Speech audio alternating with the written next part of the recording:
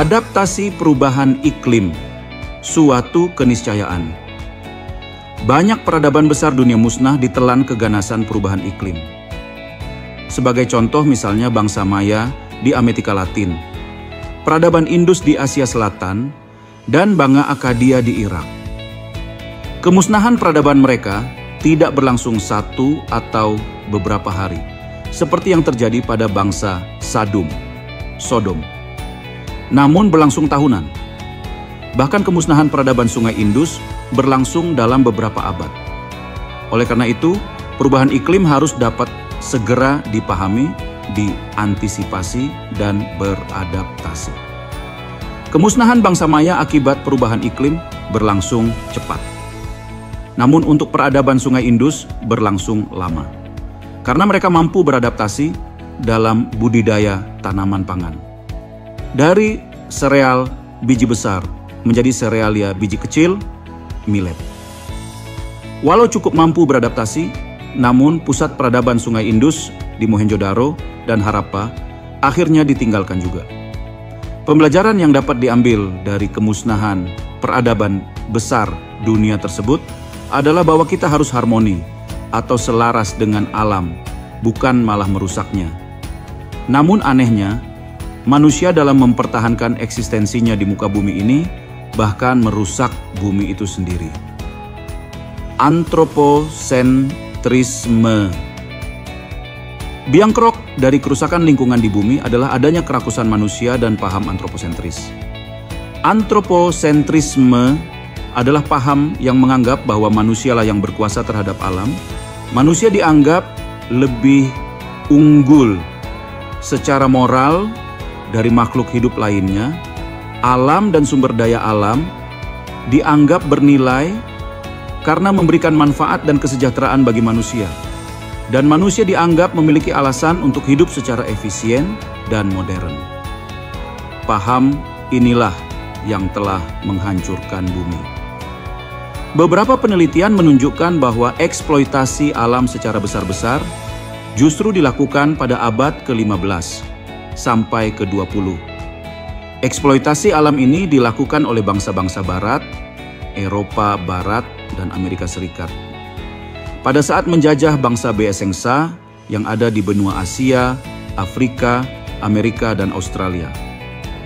Eksploitasi berupa penebangan hutan secara masif, inilah yang merupakan cikal bakal terjadinya perubahan iklim dunia.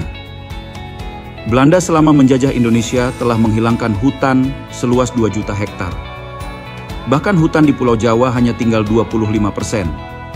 Mereka membabat hutan khususnya untuk perkebunan dan eksploitasi mineral. Hasilnya digunakan untuk membangun Belanda menjadi negara maju seperti sekarang ini.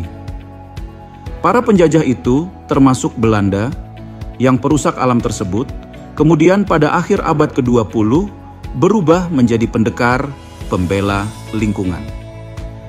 Dengan mengusung konsep pembangunan berkelanjutan, mereka seperti pahlawan kesiangan. Hal ini dapat dilihat dari praktek negara ngara barat di negara-negara dunia ketiga. Untuk memenuhi kerakusan mereka, tetap mengeksploitasi berbagai belahan dunia melalui tangan Multinational Corporation, MNC. Mereka menebang hutan dan mengeruk bumi. Hasilnya mereka bawa ke negaranya, tapi kerusakan ditanggung oleh rakyat dan negara tempat eksploitasi sumber daya alam tersebut. Sebagai contoh dapat dilihat di Afrika, di Amerika Latin, bahkan di negara kita sendiri seperti yang terjadi di Papua.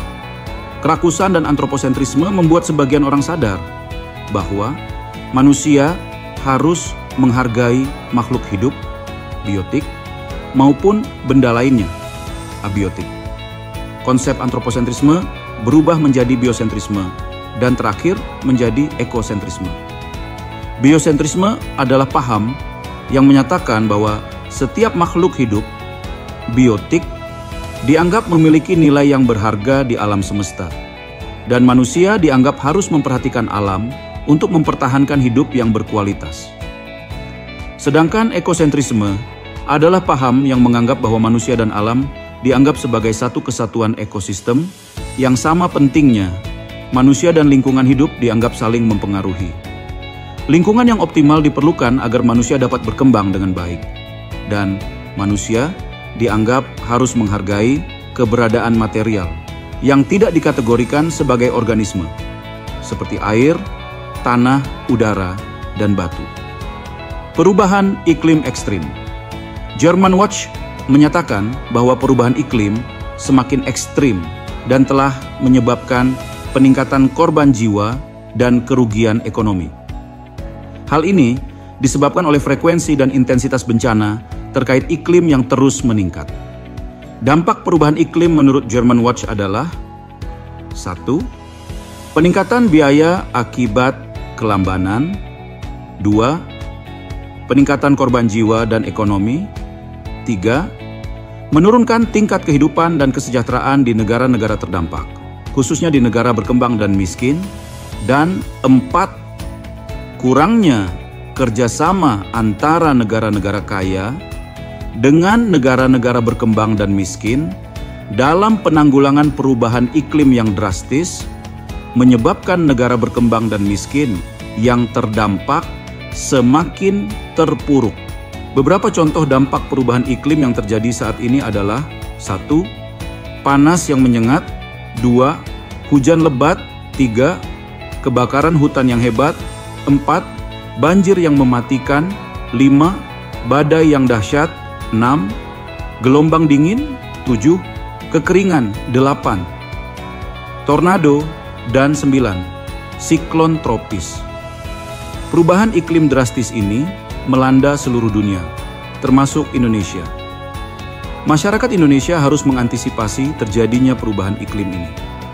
Apalagi Indonesia adalah negara kepulauan terdiri dari pulau-pulau besar dan kecil. Untuk pulau-pulau kecil tentu daya dukung lingkungan untuk menopang kehidupan penduduk di atasnya juga tidak besar, khususnya tentang daya dukung air. Sehingga masyarakat harus diberi pemahaman agar dapat mengantisipasi dan mengurangi dampak dari perubahan iklim drastis. Beberapa cara mengurangi dampak perubahan iklim antara lain. 1. Tidak mengundang investor yang merusak alam dan lingkungan. Apabila sudah ada investor alam dan lingkungan, maka investor tersebut diwajibkan melakukan rehabilitasi lahan dan hutan dan melakukan penanaman pohon. 2. Pemerintah melakukan penanaman pohon dan mendorong masyarakat melakukan dan menjaga alam dan lingkungannya. 3. Mengurangi penggunaan energi fosil. Diutamakan menggunakan energi terbarukan yang produksinya tidak merusak alam dan lingkungan. 4. Mengurangi konsumsi air. 5. Mengurangi sampah. 6. Menggunakan transportasi ramah lingkungan. 7. Memilih produk ramah lingkungan. Dan 8. Menggunakan kearifan lokal dalam pemanfaatan sumber daya alam dan lingkungan. Gerakan antisipasi perubahan iklim dan pengurangan dampak perubahan iklim perlu digencarkan, sehingga seluruh lapisan masyarakat mampu mengatasi dan mengurangi dampak perubahan iklim tersebut, sehingga eksistensi keberlanjutan kehidupan manusia dapat dijaga dari kepunahan.